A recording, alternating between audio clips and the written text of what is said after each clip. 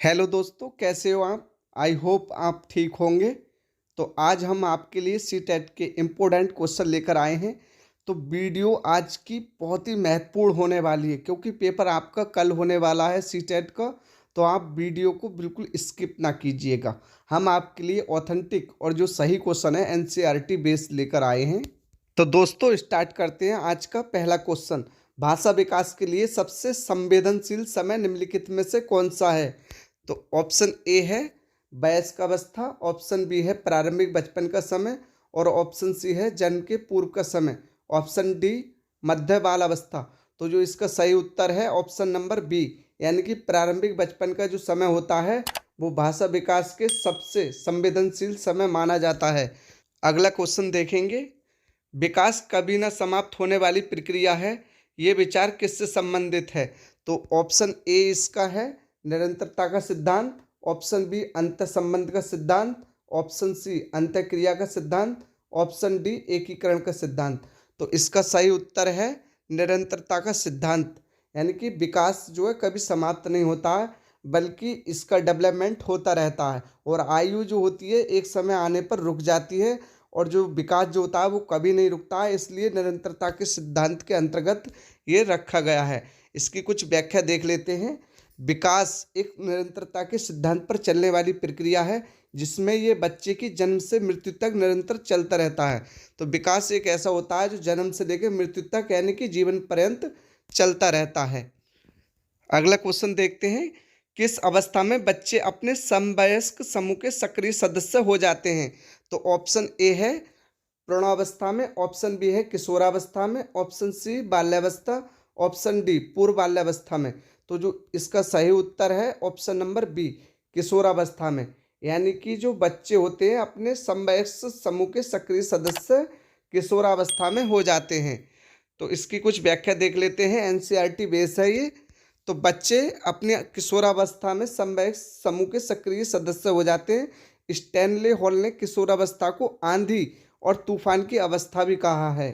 तो अगर कोई परिभाषा पूछ ली जाती है आपके पेपर में, किशोरावस्था को आंधी और तूफान की अवस्था किसने कहा था? तो जो इसका सही उत्तर हो जाएगा स्टैनले हॉल ने कहा था। अगले क्वेश्चन की तरफ बढ़ते हैं। अवधारणाओं का विकास मुख्य रूप से किसका हिस्सा है? तो ऑप्शन ए सामाजिक विकास का, ऑप्शन बी शारीरिक विकास का, ऑप्शन सी बौद्धिक विकास का, ऑप्शन डी संवेगात्मक विकास का।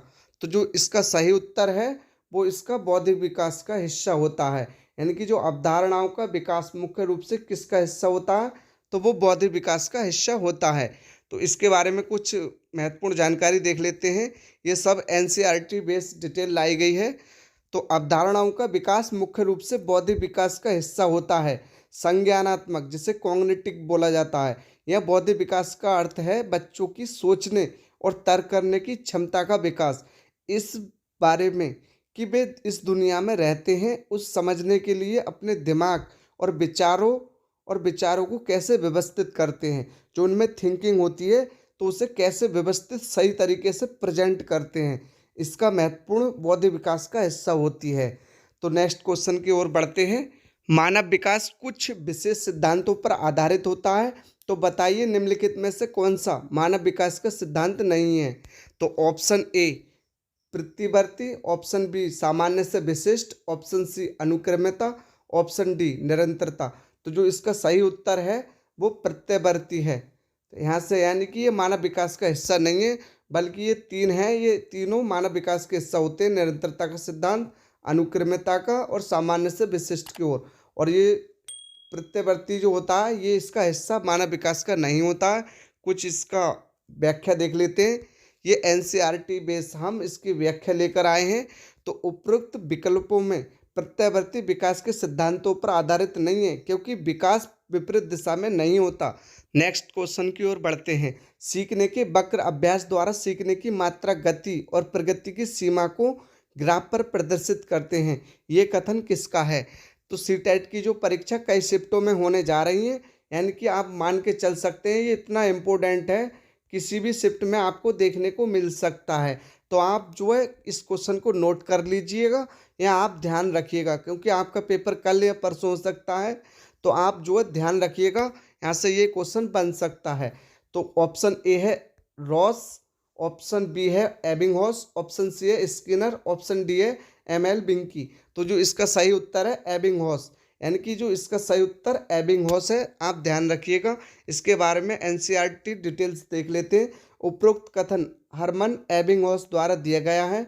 हरमन एबिंगहॉस एक जर्मन मनोवैज्ञानिक थे। क्वेश्चन पूछ लिया जाता है कि एबिंगहॉस कहाँ के निवासी थे, तो ये जर्मन निवासी थे जिन्होंने स्मृति के प्रायोगिक अध्ययन किए थे। उन्होंने भूलने की अवस्था और रिक्ति प्रभाव की खोज करने के लिए जाना जाता है। तो ये भी आप ध्यान रखिएगा, भूलने की अवस्था और रिक्ति प्रभाव की खोज करने के लिए इन्हें एबिंगहॉस के लिए जाना जाता है। नेक्स्ट क्वेश्चन की ओर बढ़ते हैं। अनुकूलित अनुक्रिया सिद्धांत किसके अनुकूलन पर बल देता है?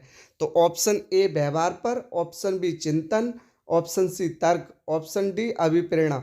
तो जो इसका सही उत्तर होगा वो ऑप्शन ए यानी कि व्यवहार, बिहेवियर पर अनुकूलित अनुक्रिया सिद्धांत इस पर बल देता है। नेक्स्ट क्वेश्चन की ओर बढ़ते हैं। क्वेश्चन नंबर 8 है ये। निम्नलिखित में से मस्तिष्क की संरचना तथा कृत्यों में विभेदन का परिणाम होता है? ऑप्शन ए तनाव, ऑप्शन बी पिछड़ापन, option C dyslexia, option D इनमें से कोई नहीं। तो जो डिसलेक्सिया है वो पठन संबंधित विकार होता है, यानी पढ़ने से संबंधित। तो इसका सही जवाब डिसलेक्सिया होगा। ये मस्तिष्क में क्षति या ग्रस्त होता है, संरचना तथा कृत्यों में विभेदन का परिणाम होता है। तो इसका सही उत्तर है डिसलेक्सिया।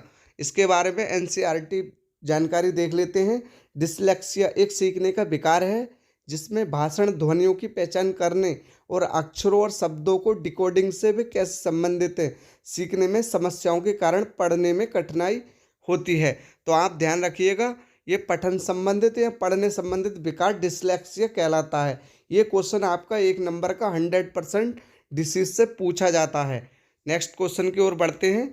निम्नलिखित में से कौन सी प्रगतिशील शिक्षा की विशेषता है? तो ऑप्शन ए केवल प्रस्तावित पाठ्य पुस्तकों पर आधारित अनुदेश, ऑप्शन बी परीक्षाओं में अच्छे अंक प्राप्त करने पर बल, ऑप्शन सी बार बार ली जाने वाली परीक्षाएं, ऑप्शन डी समय सारणी और बैठने की व्यवस्था में लचीलापन। तो जो इसका सही उत्तर होगा, निम्नलिखित में से कौन सी प्रगतिशील शिक्षा की विशेषता है? तो इसका सही उत्तर है समय सारणी और बैठने की व्यवस्था में लचीलापन, इसका सही उत्तर होगा। तो ये बहुत ही महत्वपूर्ण क्वेश्चन लेकर आए हैं। क्वेश्चन नंबर 10, यानी कि प्रतिभाशाली शिक्षार्थी होते हैं। तो ये बहुत ही महत्वपूर्ण है। जो प्रतिभाशाली अभ्यर्थी जो आते हैं किस में आते हैं? ऑप्शन ए अपसारी चिंतक, ऑप्शन बी बहुमुखी, ऑप्शन सी बहुत परिश्रमी, ऑप्शन डी अभिसारी चिंतक। तो जो इसका सही उत्तर होगा ऑप्शन ए अपसारी चिंतक कहलाते हैं। जो प्रतिभाशाली विद्यार्थी होते हैं वो अपसारी चिंतक के अंतर्गत आते हैं। तो यहाँ से ये क्वेश्चन श्रृंखला कंप्लीट होती है। मिलते हैं नेक्स्ट पार्ट में। इसका हम आपके लिए डेली 10 क्वेश्चन लेकर आएंगे जो एनसीईआरटी बेस्ड निचोड़ हैं, क्योंकि आपकी अब परीक्षाएं शुरू हो गई हैं। कमेंट में हमें ज़रूर बताइएगा आप इनमें से कितने क्वेश्चन सही कर सकते थे। अगर आपके 10 में से 8 क्वेश्चन सही हो पा रहे हैं तो आप मान के चल सकते हैं आपकी तैयारी बहुत ही अच्छी है और आप 110 प्लस 120 के करीब पहुंच सकते हैं। तो वीडियो आपको कैसी लगी प्लीज़ हमें कमेंट में ज़रूर बताइएगा, और चैनल पर अगर नए आए हैं तो चैनल के लिए सब्सक्राइब कीजिए। Thanks for watching my video.